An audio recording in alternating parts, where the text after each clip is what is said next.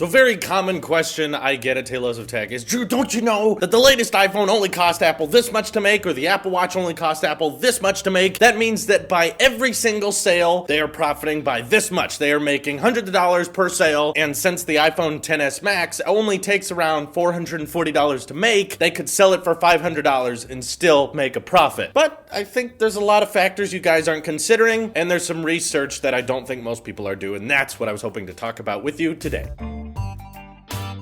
What we see when we find out that certain iPhones or certain Apple products cost this much to make is the total sum of the parts. That is one piece of a very large puzzle of all the investment that goes into a product Apple releases. So the number for the XS Max at around $440 is correct. Just the parts alone, if you add those all together, cost around that much to manufacture the phone. But as we all know, hopefully we all know, I'm assuming you understand this, there's a lot more to an iPhone than just the parts that go into it. If it were that simple, all of you should just be able to buy these parts and build one yourself, but there's a lot more to it than that. There is something that I feel like is very underrated when it comes to iPhones, something that a lot of people don't even talk about here on YouTube, and it's called software. Software takes people, okay? All the things that happen to your phone, whether you want ChargeGate to get fixed, whether you want to look uglier on your front-facing camera, all of these changes are being made constantly every single day by software engineers going in and tinkering with the code. There are hundreds, if not thousands of people working at Apple on making sure that your software runs reliably and it works on all different kinds of devices. All of these software engineers need to get paid. They need money to work on servers and code and research and develop everything that goes into your phone. So the reason I think Apple may have a higher profit margin than many other companies is because they also have to build their software from the ground up. Whereas companies such as Samsung and OnePlus, they do a little bit of software tinkering. They have to sometimes make their own in-house apps. They'll change the settings around a little bit, but for the most part, Android, they don't really have to worry about. Google can make that. They don't have to think about the Play Store. They don't have to think about the apps that load onto the phone. They just have to kind of work on their little skins, which can be major or minor depending on the manufacturer. But for the most part, I don't think any Android skin takes more time or more development than does all of iOS and all of the changes that go on within that platform, which of course all cost money. And Apple's going to be pouring money into the software team that's going to continue to work on phones that came out years ago, like iOS 12 is able to run on the iPhone 5S. You know what that means? There was a team of people, hard to exactly know how many, but there was a group of people who had the task when designing iOS 12 to make sure that the iOS 12 operating system worked on the iPhone 5S. So yes, that means that Apple in 2018, and since there'll be software updates probably into 2019, will be investing money into the iPhone 5S. That's why it's so difficult to know the exact profit margin, because Apple's always going to be pouring money into things they released years ago and making sure they still get customer support. There's of course the costs of the factories and the infrastructure to make millions of these iPhones. They have to make sure they can find a company that can make enough iPhones. It's something I think a lot of us take for granted. You know, we never think, will Apple be able to produce enough smartphones for everyone? Because we're all accustomed to the point that if you want a new smartphone, you should be able to get it in under a week. If millions and millions of people want the exact same smartphone, how are you going to be able to make sure that you have enough ready on hand and at retail stores and online and be able to ship them for free this far? There's a lot of money that goes into a single purchase when you buy an iPhone, a lot bigger than just the parts themselves. But what I also think is a little interesting is that we usually hear how much it costs to build certain iPhones or Apple Watches, but we never really hear how much it costs certain Android companies to make their phones. Not much research is done in that department. So luckily I was able to find a pretty interesting chart that was posted on a website called TechWalls, where they did research on how much the sum of the parts, so just the manufacturing parts of the phone, cost and how much is it retail for, and then find the profit margin percentage. So obviously everyone knows the XS Max costs around $440 to make, retails for around $1,100, sometimes in different countries $1,200. It can go way higher, so they've picked an average of around $1,250 depending on the country, and the profit margin there is 64.5%, which to some of you CPU may seem really high if you don't consider the marketing, the R&D, the software. Not to mention there's a crew of people that has to design the original template, the original prototype, and say, can we physically make this phone? And there's, I'm sure, trial and error there. They're experimenting with things. Apple has to research how they can make their own CPUs faster. And like I said in this video, all of those different software difficulties and making sure that this will get updates for 6 years. Apple's going to be pouring money into this device for the next half a decade. It's going to cost a bit more than $440. So on average, though, that is the profit margin. What's interesting, though, is if you start scrolling back on this list and start looking at some of the manufacturing costs for older iPhones, because what I hear a lot of the time is, I'm mad that Apple's making $1,000 phones normal. I miss the old days. I miss the old prices because they were lower back then. iPhones were way more affordable. Now they're raising the price all the time. Well, while you may like those older prices, you may have to understand that profit margins weren't necessarily the same back then either. So the oldest bit of data they have when it comes to iPhones is the iPhone 4, which came out quite a while ago. The manufacturing cost of an iPhone 4 was only about $188. You know, you got to think about this. There was no Face ID, there was no Touch ID, there was no wireless charging. The CPUs were way slower back then, and they really didn't worry too much about making sure the phone lasted for a long time. A lot of them still work today, but they definitely didn't age well when it come to new software updates, so Apple wasn't really too keen on making sure that aged as well. No stereo speakers, no waterproofing. Phones used to be a lot cheaper to make, which is why they were cheaper. In fact, the profit margin when it came to an unlocked iPhone 4, on average across lots of different countries, was closer to 70%. It was actually a bit higher than the profit margin is now with the XS Max. Once you start moving to the iPhone 5, production costs rose a bit to $207. Now the profit margin was still around 68%, and as the iPhone becomes available to more countries and there's more import tariffs, the iPhone 5S cost a little bit more to make, so prices internationally rose. Now they were over 70% when it came to the profit margin. Even the iPhone 5C, which was supposed to be the cheaper model that they kept costs lower for, it cost only $183 to make, but unlocked it was still $550, which means that it had a profit margin of 67%. All of these iPhones I've listed, which some people miss. They miss the old days of the iPhone 4 was so much cheaper, it was way more affordable back then. It was more affordable, but the profit margins were way higher because the phones didn't cost as much to make, and Apple figured they could get away with that. And I think this is a very fascinating statistic that not a lot of people look at. While iPhones are getting more expensive, overall, the general trend for Apple is to take a smaller profit margin as the years go on. Apple actually was getting more out of every sale back when you were buying the iPhone 4 than they are now, making $1,000, $1,200 phones. They're taking a smaller cut of the pie. Even into the iPhone 6 and 6S days, where you still had your headphone jack, but you were getting 4K cameras and 3D touch, even then, profit margin was around 68 to 70%, sometimes more, depending on which storage configuration you got. So back in the old classic days of headphone jacks and iPhones not being $1,000, Apple was taking a bigger piece of the cut. Apple was still taking a bigger piece back then. It's only happened in the more recent years with the iPhone 7, 8, and 10 that Apple's started to scale down that profit margin because they are charging more for their iPhones, because they are doing more. But Apple's okay with not making as much because they're hoping to build that customer reliability phase, and they know that they're charging more, so they realize that they can't be as greedy as they used to in the old days. So that's how you're able to find things like the iPhone 10, which cost Apple $389 to make, with a profit margin of 61%. So overall, the trend is Apple is not making as much per sale as they used to percentage-wise. Then the more fascinating part is this chart also takes into consideration some Android phones, specifically Samsung, and what their profit margins are. So on things more recently, like the Galaxy S9 Plus, you don't often hear how that phone only costs $380 to make, yet they charge $840. That's a profit margin of 54%, which by no means, it's much, much smaller of a profit margin than Apple, but you're not getting that longevity. You're not getting all the software updates that an iPhone's going to get, and you're not getting that iOS exclusiveness. Samsung doesn't have to design Android and worry about the Play Store like Apple does, managing the App Store and all the money that takes, and making sure you get longevity out of your iPhone. Older days for Samsung with phones like the Galaxy S6 Edge only cost them $290 to make, which meant they had a profit margin of around 64%, which is the same as what we have today with the XS Max. Scroll back a little bit further, you may find some interesting information like the Galaxy Note 3 had a profit margin of 70%, only taking them $230 to build. So before we start freaking out and act like, oh my god, it's a 64% profit margin on the XS Max, Apple takes so much per sale, realize that for most other companies who aren't designing their own software, profit margin's not that drastically different. Maybe 5-10% less, but they have a whole operating system that Google has made for them. They don't have to worry about that. So it's not that crazy of a profit margin. They are charging more, but our phones are doing more than they ever could before. Let me know what you guys think of these numbers down in the comments below. This is your Apple Shapiro.